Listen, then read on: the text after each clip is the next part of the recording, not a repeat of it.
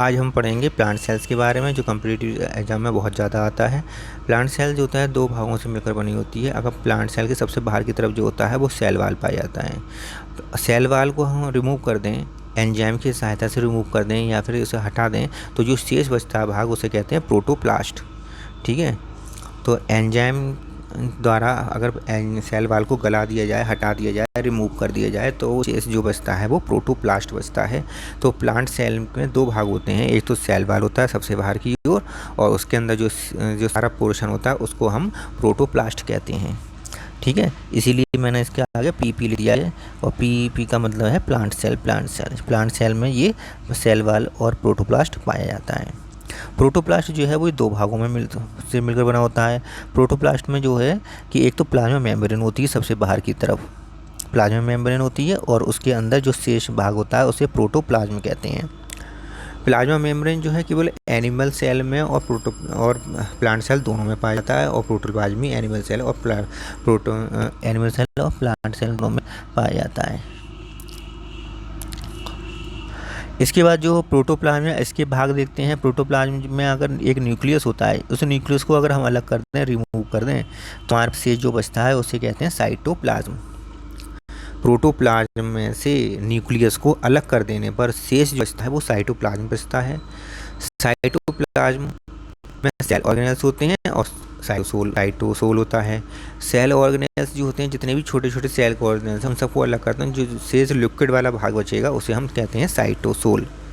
उसे हम क्या कहते हैं? साइटोसोल। इसी साइटोसोल में ग्लाइकोलाइसिस की क्रिया संपन्न होती है। तो सेल ऑर्गेनेल्स जो होते हैं, जैसे माइटोकॉन्ड्रिया होती हैं और भी बहुत सारे सेल ऑर्गेनेल्स होते हैं, उनके बारे में बात कर लेते हैं। सेल ऑर्गेनेल्स जो होते हैं वो दो प्रकार के होते हैं। पहला होता है ए मेम्ब्रेनस और कुछ होते हैं मेम्ब्रेनस। तो ए मेम्ब्रेनस जो होते हैं, पहले इनके बारे में देख लेते हैं। ए मेम्ब्रेनस जो सेल्स होते हैं, वो सेल ऑर्गेनेल्स होते हैं, वो कौन कौन से होते हैं? एक तो होते हैं राइबोसोम्स, सेंट्रोसोम्स और न्यूक्लियोलस। तो राइबोसोम होता है, सेंट्रोसोम होता है और न्यूक्लियोलस होता है। राइबोसोम जो होते हैं वो यूकैरियोटिक में पाए जाते हैं, प्रोकैरियोट में भी पाए जाते हैं, और प्लांट में भी पाए जाते हैं, और एनिमल सेल्स में भी पाए जाते हैं। तो यूकैरियोटिक के cells, prokaryotic cells, plant cells, animal cells, इन सब में राइबोसोम्स पाए जाते हैं। यूकैरियोटिक सेल्स जो होते हैं उनमें, और प्रोकैरियोटिक सेल्स जो होते हैं उनमें अलग अलग प्रकार के राइबोसोम पाए जाते हैं। जैसे कि प्रोकैरियोटिक सेल्स जो होते हैं उनमें 70S प्रकार का राइबोसोम पाया जाता है, जो 30S सब यूनिट और 50S सब यूनिट का बना होता है। जबकि जबकि यूकैरियोटिक सेल्स जो होते हैं उनमें 80S प्रकार के राइबोसोम पाए जाते हैं, और ये 40S और 60S सब यूनिट के बने होते हैं। यूकैरियोटिक जो कोशिकाएं होती हैं, सेल्स होती हैं, उनमें 70S राइबोसोम भी पाया जाता है, जैसे कि माइटोकॉन्ड्रिया में पाया जाता है और प्लास्टिड्स में पाया जाता है। जो प्लांट्स होते हैं उनमें प्लास्टिड में 70S प्रकार का राइबोसोम पाया जाता है, और जो एनिमल सेल्स होती हैं, प्लांट्स जो होती हैं, उनमें माइटोकॉन्ड्रिया और प्लास्टिड दोनों में पाया जाता है 70S प्रकार का राइबोसोम। लेकिन एनिमल सेल्स में केवल माइटोकॉन्ड्रिया पाई जाती है, प्लास्टिड नहीं पाया जाता है। माइटोकॉन्ड्रिया के अंदर 70S प्रकार का राइबोसोम पाया जाता है। इसीलिए इन दोनों सेल ऑर्गेनेल्स को सेमी ऑटोनमस ऑर्गेनेल्स कहते हैं। सेमी ऑटोनमस ऑर्गेनेल्स का मतलब क्या होता है कि ये कुछ काम अपने आप खुद कर लेते हैं, प्रोटीन भी खुद बना लेते हैं, क्योंकि इनके पास 70S राइबोसोम पाया जाता है, और कुछ ये सेल्स से लेते हैं, केंद्रक से लेते हैं, क्योंकि 80S राइबोसोम नहीं होता है इनके पास होता है, साइटोसोल में होता है। ठीक है, तो इस प्रकार क्या है कि ये और सेमी ऑटोनमस सेल ऑर्गेनेल्स कहलाए जाते हैं। इसके बाद आता है सेंट्रोसोम। सेंट्रोसोम जो होता है ये केवल एनिमल सेल्स में पाया जाता है। सेंट्रोसोम में दो भाग होते हैं, एक प्रॉक्सिमल और एक डिस्टल, प्रॉक्सिमल सेंट्रियोल और डिस्टल सेंट्रियोल। तो ये जो सेंट्रोसोम होता है ये सेंट्रोसोम जो होता है इसमें दो भाग होते हैं, प्रॉक्सिमल सेंट्रियोल और डिस्टल सेंट्रियोल। तो ये दोनों आपस में एक दूसरे के 90 डिग्री पर एंगल पर अरेंजमेंट होते हैं, राइट एंगल पर अरेंजमेंट होते हैं, इसलिए ये हम कह सकते हैं कि ये एक दूसरे से परपेंडिकुलर होते हैं। तो सेंट्रोसोम जो होता है ये एनिमल सेल के अंदर होता है, प्लांट सेल में नहीं पाया जाता है। न्यूक्लियोलस जो होता है प्लांट सेल और एनिमल सेल दोनों के अंदर पाया जाता है।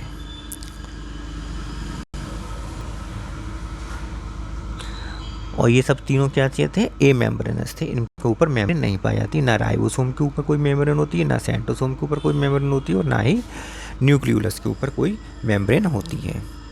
ठीक है, इसके बाद आता है मेम्ब्रेनस। मेम्ब्रेनस जो होते हैं सेल ऑर्गेनेल्स वो या तो होते हैं डबल मेम्ब्रेन वाले या फिर होते हैं सिंगल मेम्ब्रेन। तो दो प्रकार के सेल ऑर्गेनेल्स होते हैं, एक तो होते हैं डबल मेम्ब्रेन वाले और एक सिंगल मेम्ब्रेन वाले। तो डबल मेम्ब्रेन वाले जो ऑर्गेनेल्स होते हैं उनमें एक तो होता है माइटोकॉन्ड्रिया, एक होता है प्लास्टिड। ये दोनों डबल मेम्ब्रेन वाले सेल ऑर्गेनेल्स होते हैं। माइटोकॉन्ड्रिया प्लांट और एनिमल सेल्स दोनों में पाई जाती है, जबकि प्लास्टिड जो होता है वो केवल प्लांट सेल में पाया जाता है। प्लास्टिड 3 प्रकार का होता है। पहला तो प्लास्टिड है 3 प्रकार का होता है। क्लोरोप्लास्ट जो ग्रीन कलर का होता है, पौधे को ग्रीन कलर देता है। दूसरा होता है क्रोमोप्लास्ट जो प्लांट्स में अलग अलग ग्रीन को छोड़कर अलग रंग बाकी सारे रंग देता है, बैगनी, सफ़ेद, जो भी रंग है वो सब क्रोमोप्लास्ट के कारण आता है, केवल ग्रीन को छोड़कर।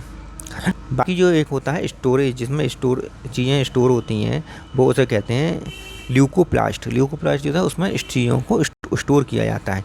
जैसे कि ये 3 प्रकार का होता है। 3 ही प्रकार का होगा क्योंकि फैट, प्रोटीन और कार्बोहाइड्रेट ये 3 ही पड़ते हैं, भोजन होते हैं, तीनों प्रकार के। तो ल्यूकोप्लास्ट में क्या है, ये तीनों प्रकार को स्टोर करने के लिए अलग अलग प्रकार का ल्यूकोप्लास्ट होता है।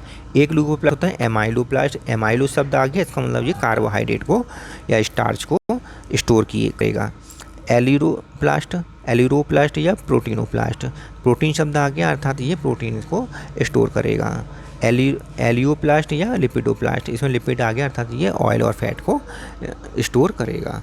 तो ऑयल या फैट को स्टोर करने के लिए एलियोप्लास्ट, प्रोटीन को स्टोर करने के लिए एलिरोप्लास्ट और कार्बोहाइड्रेट को स्टोर करने के लिए एमाइलोप्लास्ट नामक ल्यूकोप्लास्ट प्लांट के अंदर पाए जाते हैं।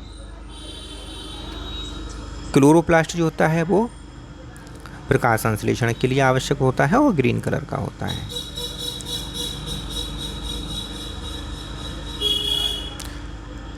अब देख लेते हैं सिंगल मेम्ब्रेन वाले। सिंगल मेम्ब्रेन वाले सेल ऑर्गेनेल्स। तो सिंगल मेम्ब्रेन वाले सेल ऑर्गेनेल्स कौन कौन से हैं? एक तो एंडोप्लाज्म रेटिकुलम होता है जो एनिमल और प्लांट सेल दोनों में पाया जाता है। गोल्जी कॉम्प्लेक्स होता है जो एनिमल सेल में पाया जाता है, प्लांट में डिक्टियोसोम पाया जाता है। तीसरा वैक्यूल्स होते हैं जो सिंगल मेम्ब्रेन से ढके हुए होते हैं। लाइसोसोम्स होते हैं, साइटोस्केलेटन्स होते हैं और माइक्रोबॉडीज़ होती हैं। ठीक है, तो ये सारे जो होते हैं सिंगल मेम्ब्रेन वाले होते हैं, इनके चारों तरफ सिंगल मेम्ब्रेन होती है। तो सबसे पहले देख लेते हैं एंडोप्लाज्म रेटिकुलम। ये 2 प्रकार का होता है, रफ एंडोप्लाज्म रेटिकुलम और smooth endoplasm reticulum. Rough endoplasm reticulum जो होता है वो क्या काम करता है, जिसके ऊपर राइबोसोम पाए जाते हैं और ये प्रोटीन के निर्माण करता है, प्रोटीन की सिंथेसिस करता है। स्मूथ एंडोप्लाज्म रेटिकुलम जो होता है वो उस पर राइबोसोम नहीं पाए जाते हैं और ये लिपिड की सिंथेसिस करता है।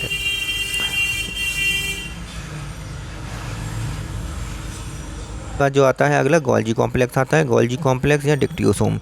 गोल्जी कॉम्प्लेक्स जो होता है ये एनिमल सेल्स में पाया जाता है, जबकि डिक्टियोसोम्स जो होते हैं ये प्लांट सेल्स में अंदर पाए जाते हैं। इसके बाद आता है सिंगल सेल में आता है वैक्यूल्स। वैक्यूल के चारों एक सिंगल सेल होती है। वैक्यूल जो होती है वो एनिमल सेल्स में या तो नहीं पाई जाती है या बहुत ही माइन्यूट रूप में पाई जाती है, बहुत ही स्मॉल वैक्यूल्स के रूप में पाई जाती है।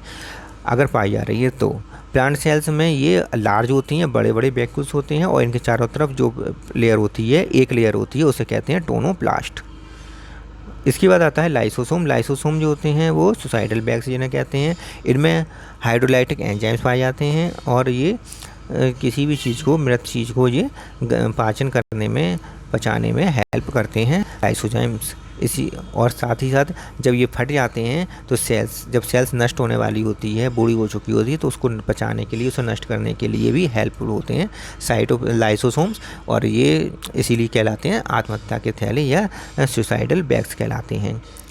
ये जो होते हैं ये पॉलीमॉर्फिज्म शो करते हैं, अर्थात ये 3 प्रकार के अलग अलग फॉर्म के होते हैं, 3 प्रकार के होते हैं, प्राइमरी लाइसोसोम, सेकेंडरी लाइसोसोम और टर्सरी लाइसोसोम। इसके बाद आता है साइटोस्केलेटन जो होते हैं ये 3 प्रकार का होता है। साइटोस्केलेटन सेल्स के अंदर 3 प्रकार का पाया जाता है। एक तो माइक्रोट्यूबुलर होता है, माइक्रोफिलामेंट होता है और इंटरमीडिएटेड फिलामेंट होते हैं। माइक्रोट्यूबुल्स के बारे में पहले देख लेते हैं। माइक्रोट्यूबुल्स जो होते हैं वो 2 प्रकार के होते हैं। एक तो होते हैं जिनका अरेंजमेंट 9+2 का अरेंजमेंट होता है, एक जो माइक्रोट्यूबुल्स होते हैं जिनमें 9+0 का अरेंजमेंट होता है। 9+2 में जो 9 होते हैं वो पेरीफेरी पर होते हैं, जैसे इस तरह से होते हैं, इस तरह से होते हैं, और डबलेट में होते हैं, मतलब डबल जोड़े में होते हैं, ये जोड़े में होते हैं। दोबारा से बना देता हूँ, इस तरह से होते हैं, और ये 9 होते हैं, ठीक है, ये 9 होते हैं, इस तरह से डबलेट में रूप में होते हैं। और सेंटर में 2 होते हैं, जो 2 होते हैं, ये डबलेट नहीं होते हैं, सिंगलेट होते हैं, मतलब सिंगल होते हैं, डबल जोड़ नहीं होता है इनका, ठीक है। तो टोटल मिला के जो हो जाते हैं माइक्रोट्यूबुल्स कितने हो जाते हैं, इन 9+2 वाला जो फिलामेंट जो होता है वो फ्लैजिला और सीलिया में पाए जाते हैं। इस प्रकार फ्लैजिला और सीलिया में टोटल माइक्रोट्यूबुल्स की जो संख्या होती है 9 × 2 को डबल होते हैं, इसलिए 9 × 2 और 2 सेंट्रल में होते हैं, तो कुल मिलाकर 20 माइक्रोट्यूबुल्स पाए जाते हैं सीलिया और फ्लैजिला में। सीलिया और फ्लैजिला जो होते हैं उनके बेस पर आधार पर बेसल बॉडीज़ होती हैं, तो उनमें जो अरेंजमेंट होता है वो 9+0 का अरेंजमेंट होता है बेसल बॉडीज़ में। और बेसल बॉडीज़ में जो 9 होता है वो तो पेरीफेरी पर होते हैं, और ये ट्रिपलेट होते हैं, पेरीफेरी पर होते हैं और ट्रिपलेट होते हैं। कैसे करके होते हैं, ये होते हैं इस तरह से ट्रिपलेट होते हैं, 9 होते हैं। सेंटर में कोई माइक्रोट्यूबुल्स नहीं पाया जाता है।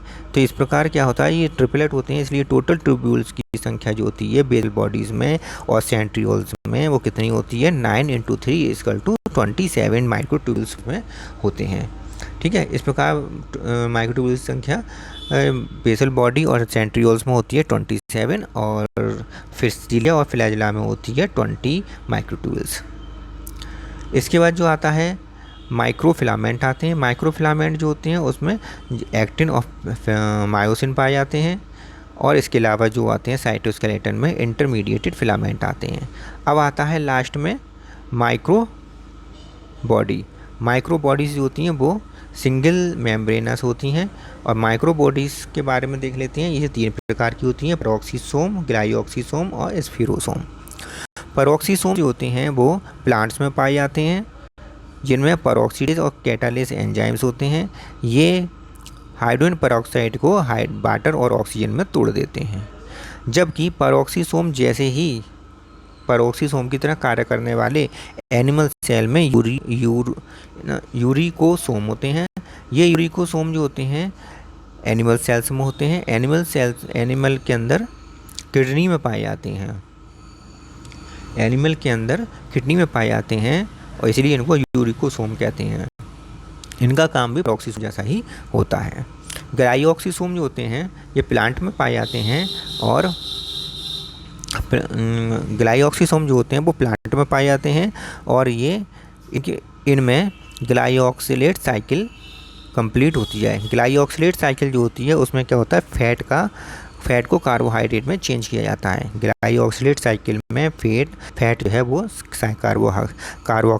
कार्बोहाइड्रेट में चेंज हो जाती है और ये क्रिया होती है ग्लाइऑक्सिलेट साइकिल कहलाती है और ग्लाइऑक्सिसोम के अंदर कंप्लीट होती है। ग्लाइऑक्सिसोम प्लांट के अंदर पाया जाता है। स्पिरोसोम भी प्लांट के अंदर पाया जाता है। स्पिरोसोम जैसा ही दूसरा ऑर्गेनेल प्लांट जिसे लाइसोसोम कहते हैं वो हमारी मतलब एनिमल सेल्स के अंदर पाया जाता है। लाइसोसोम का जो काम होता है हाइड्रोलाइटिक एंजाइम्स पाए जाते हैं उसमें, पाचन के लिए काम करता है। ऐसे ही काम स्पिरोसोम जो होता है वो प्लांट के अंदर पाया जाता है और पचाने के लिए काम करता है। इसके अंदर भी हाइड्रोलाइटिक एंजाइम्स पाए जाते हैं। चूँकि ये प्लांट्स के अंदर पाया जाता है इसलिए इसको हम प्लांट लाइसोसोम भी कहते हैं। तो प्लांट्स के अंदर जो पाया जाता है उसे हम या तो प्लांट लाइसोसोम कहेंगे या स्पिरोसोम्स कहेंगे, जबकि एनिमल सेल्स के अंदर ये इस लाइसोसोम के रूप में पाया जाता है। तो ये माइक्रोबॉडीज़ हो जाती हैं। इस प्रकार क्या है आज का ये लेक्चर यहीं पे समाप्त हो जाता है। और ये जीआईसी में यहाँ से ज़रूर फंसेंगे क्वेश्चन, एलटी में भी यहाँ से फंसेंगे, ये बहुत इंपॉर्टेंट है, नीट में भी यहाँ से फंसेंगे क्वेश्चन, इसलिए इसे आप ज़रूर तैयार कर लें।